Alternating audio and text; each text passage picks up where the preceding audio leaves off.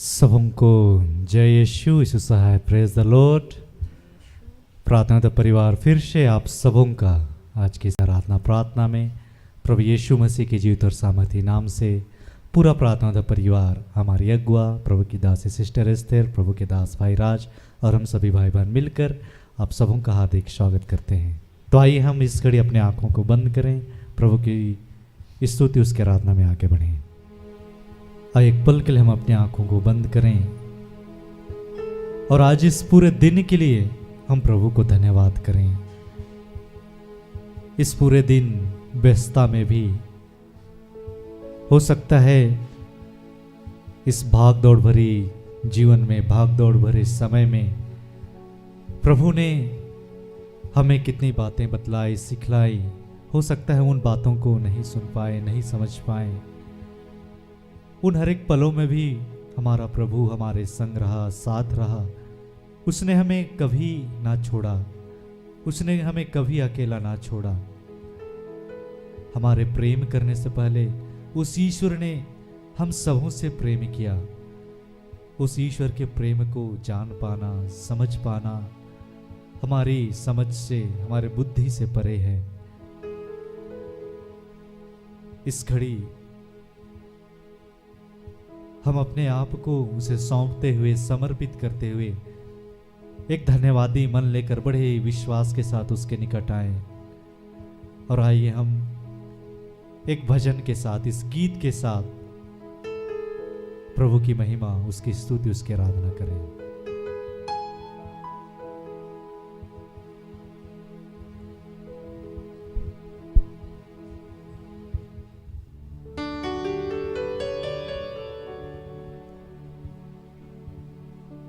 तेरे प्यार के सागर में हम तैरना चाहते हैं। तेरे प्यार के सागर में हम तैरना चाहते हैं।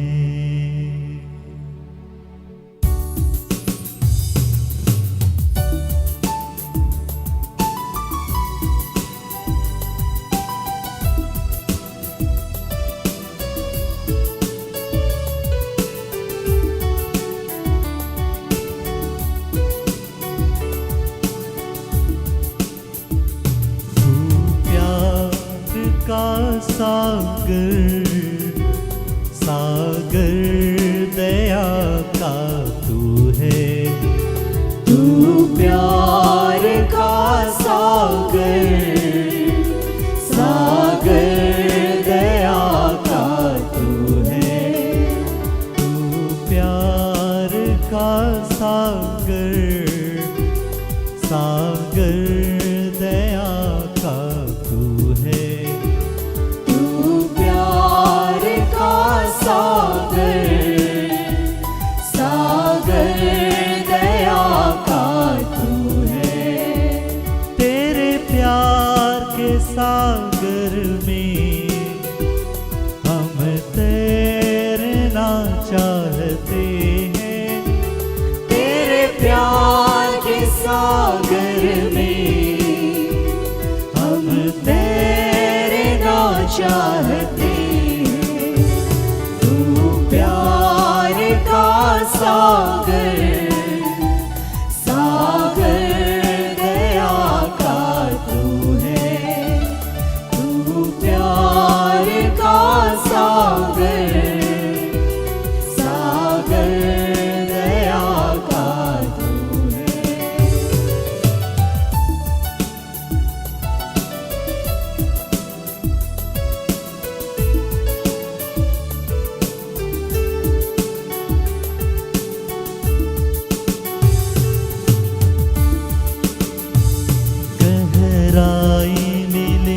सागर की ऊंचाई मिले आसमां की, गहराई मिले सागर की ऊंचाई मिले आसमां की। ना पाएगा गहराई तेरे प्यार की, पर कोई नाप ना पाएगा गहराई तेरे प्यार की। तू प्यार का सागर, सागर दया का तू है। तू प्यार का सागर, सागर दया का तू है।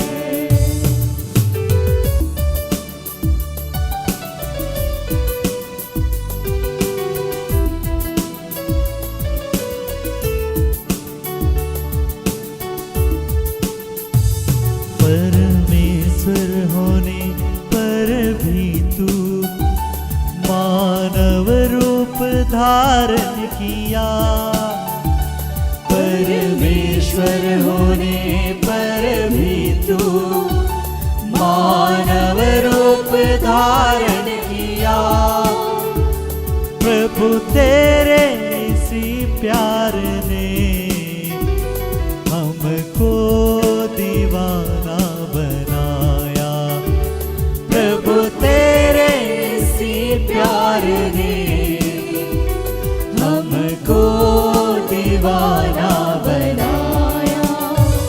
तू प्यार का सागर, सागर दया का तू है। तू प्यार का सागर, सागर दया का तू है। तेरे प्यार के सागर में हम तैरना चाहते हैं। तेरे प्यार के सागर में हम तैरना चाहते हैं। तू प्यार का सागर, सागर दया का तू है। तू प्यार का सागर, सागर दया का तू है। सागर दया का तू है। सागर दया का तू है।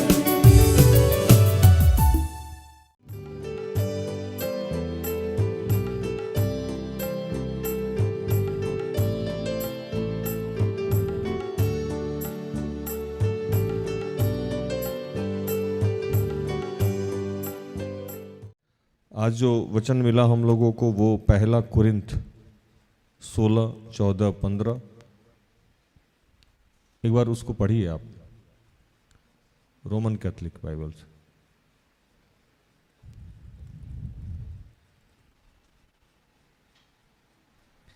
पहला कुरिन्थ अध्याय 16 वचन संख्या 14 और 15।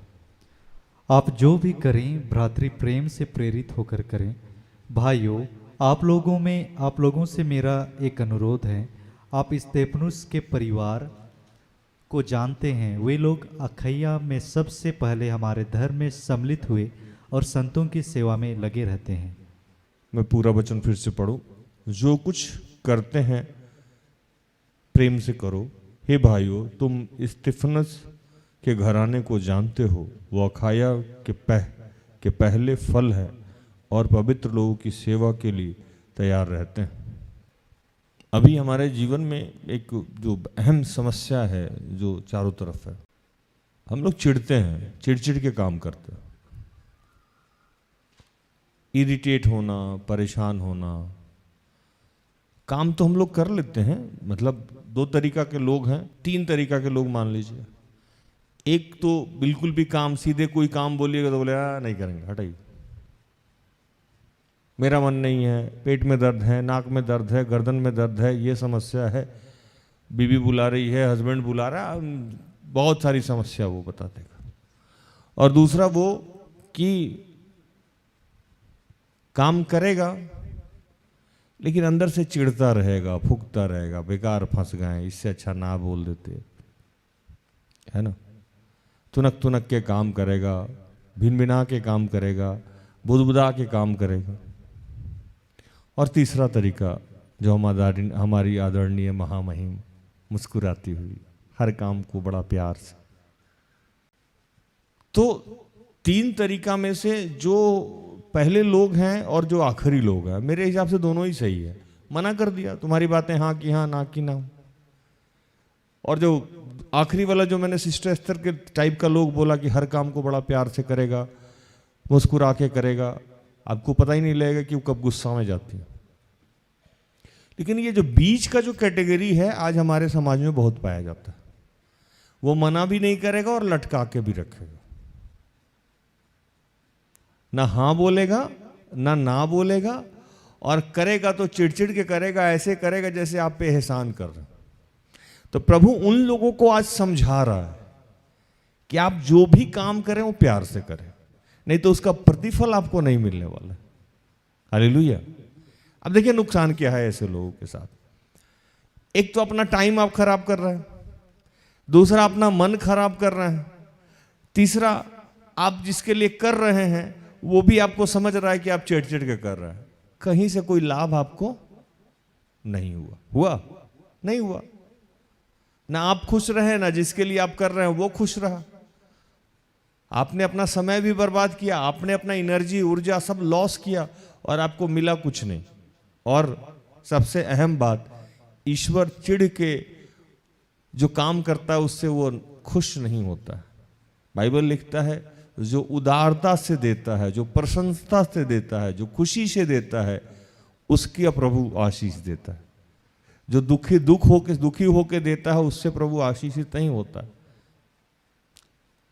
आज सुबह सुबह मैं नीति वचन पढ़ रहा था, उसमें एक जगह लिखा हुआ है कि अगर वैसे आदमी जो तीखा बोलता हो, जो उदंडता से बात करता हो, उसके दान से, उसके गिफ्ट से कोई प्रसन्न नहीं होता है।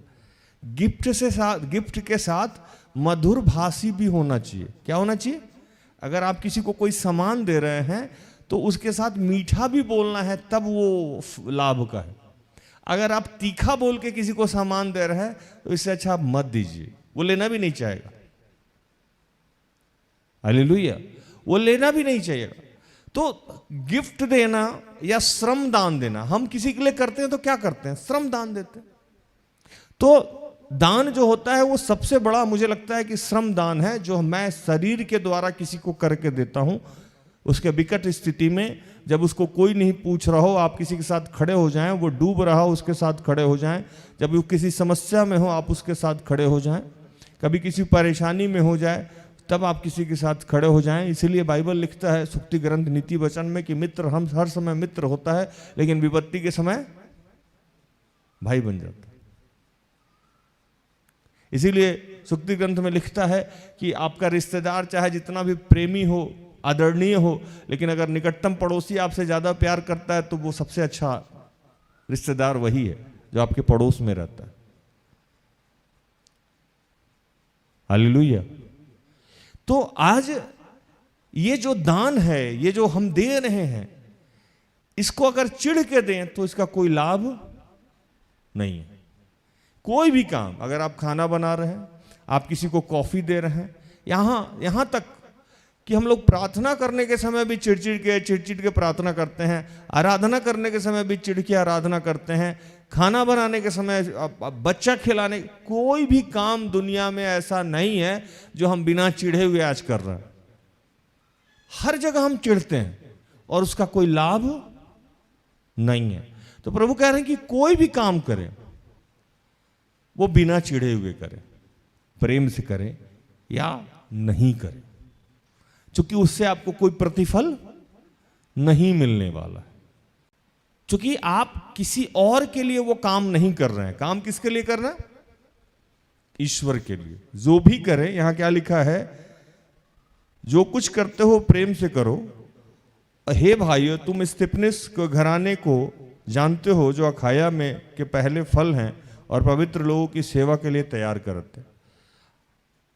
आप ऐसे बहुत सारे लोगों को जानते हो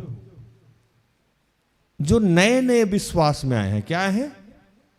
नए नए विश्वास में आए, और आपकी प्रार्थनाओं के माध्यम से, आपके कार्य करने के माध्यम से कोई आदमी विश्वास में आ गया है और वो आपसे ज्यादा तत्पर होके वो कार्य को कर रहा है। लेकिन अब आपके चिढ़ने की वजह से, आपके इरिटेट होने की वजह से वो आत्मा नाश होने जा रहा। हालेलुया। आप में कोई बुराई नहीं है, आप ना व्यभिचार में है, ना आप नशा में है, ना आप किसी दुर्बलता में पाए जा रहे हैं, लेकिन जो आत्माएं आपके द्वारा बची है, जो आत्माएं आपके द्वारा प्रार्थना उद्धार परिवार से जुड़ी है या किसी चर्च से जुड़ी है, जो नए विश्वासी आपके यहां आए हैं, वो कैसे जुड़े रहेंगे?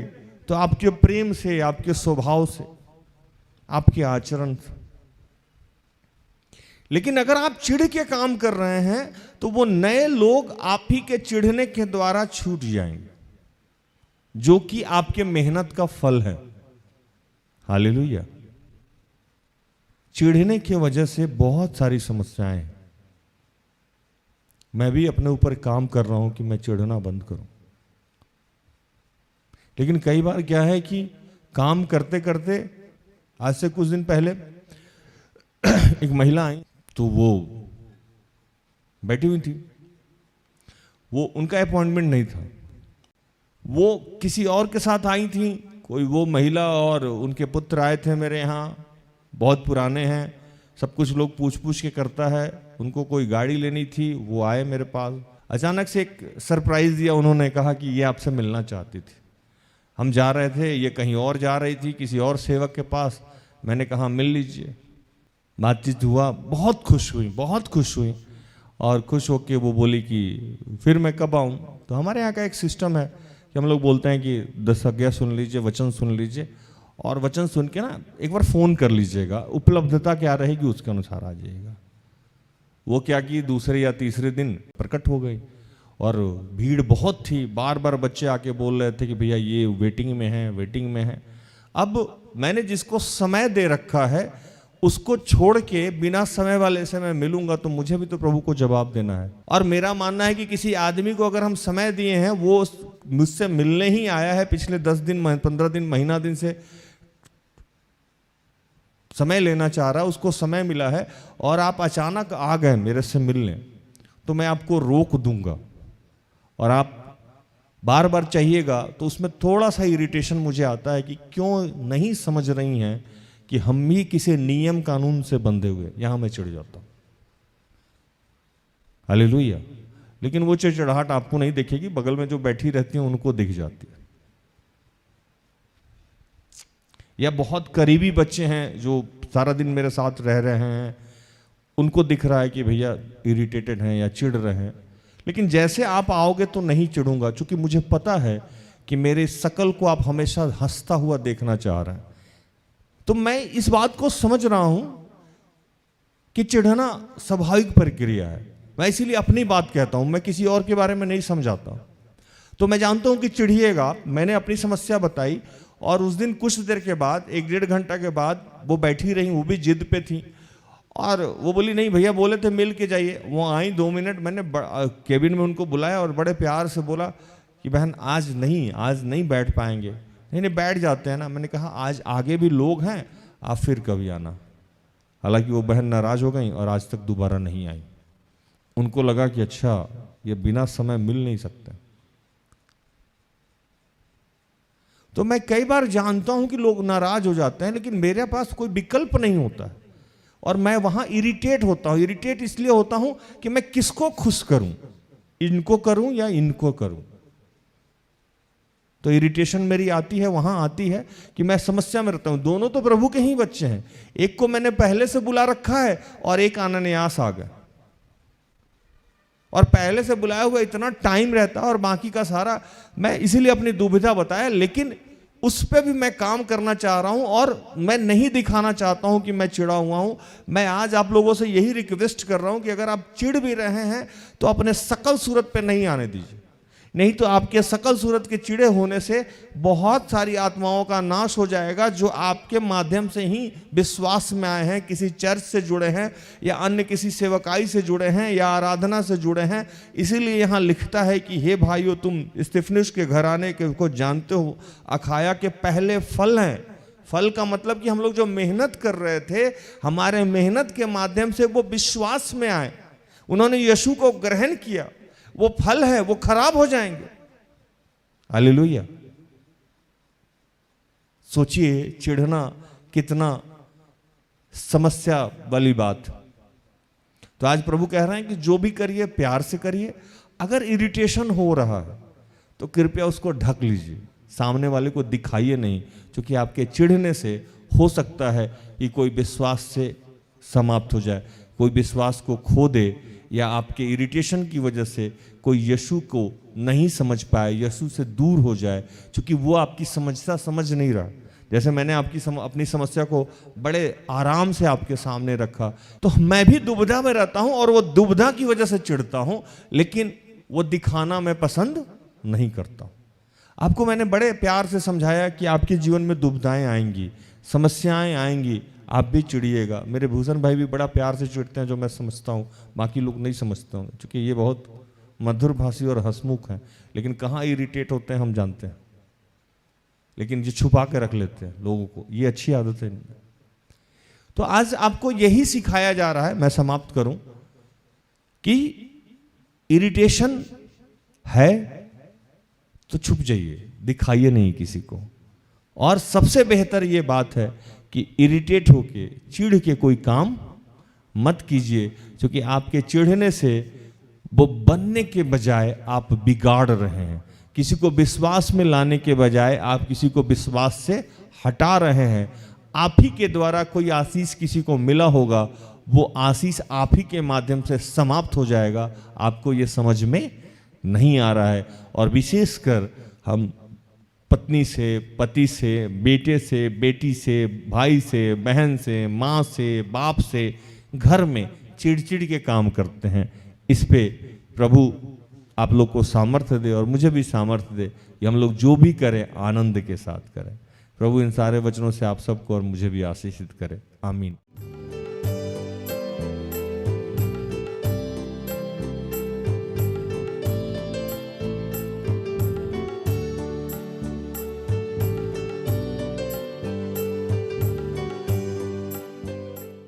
आइए हम प्रार्थना करें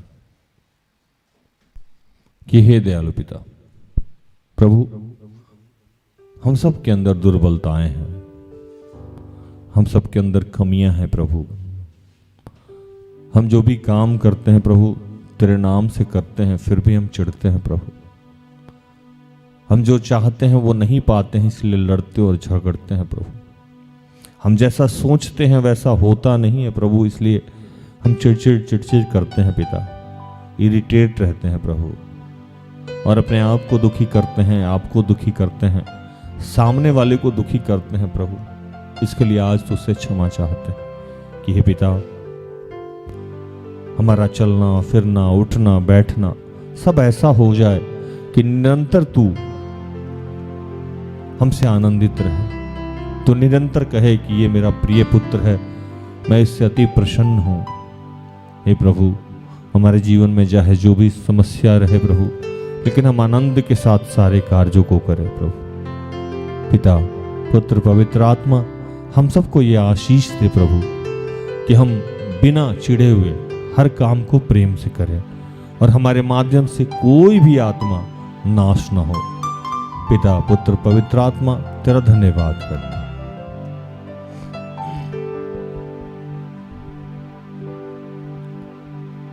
मेरा उठना बैठना और मेरा उठना बैठना और चलना तुझे भाता रहे। मेरे जीवन में यीशु तेरा नाम जलाल पाता रहे।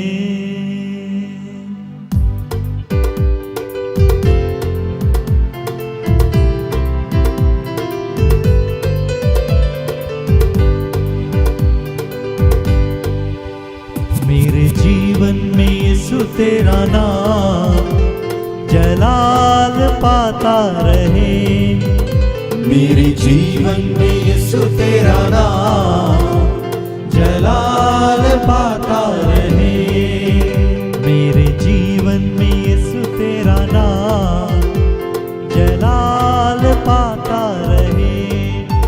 मेरे जीवन में यीशु तेरा नाम जलाल पाता रहे। मेरा उठना बैठना और मेरा उठना बैठना मेरा उठना बैठना और मेरा उठना बैठना चलना तुझे भाता रहे। मेरे जीवन में यीशु तेरा नाम जलाल पाता रहे। मेरे जीवन में यीशु तेरा नाम जलाल पाता रहे। हे पिता, विश्व में जितने तेरे लोग हैं जो इस प्रकार किसी भी प्रकार का प्रार्थना इस वक्त चाहते हैं, उन सबकी प्रार्थनाओं को तेरे हाथों में समर्पित करते हैं। इस मौसम से होने वाली जो भी समस्याएं हैं, उन समस्याओं को तेरे हाथों में समर्पित करते हैं। विशेषकर जो छोटे बच्चे हैं, जो बुजुर्ग हैं, उनको, तेरे जवान बच्चों को भी तेरे हाथों में समर्पित करते हैं। जितने तेरे दास दासी हैं, उन सबको तेरे हाथों में समर्पित करते हैं। जो भी लोग इन दिनों दिन में काम कर रहे हैं प्रभु, किसी मजबूरी में या किसी ज़रूरत की वजह से, उन सबको तेरे हाथों में समर्पित करते हैं कि प्रभु इन सब पे और विश्व पे सब लोगों पे तेरी कृपा चाहते हैं। और इन तमाम प्रार्थना को प्रभु यीशु के जीवित और पवित्र नाम से मांगते हैं। दया से सुन और स्वर्ग के राज में ग्रहण कर। आमीन।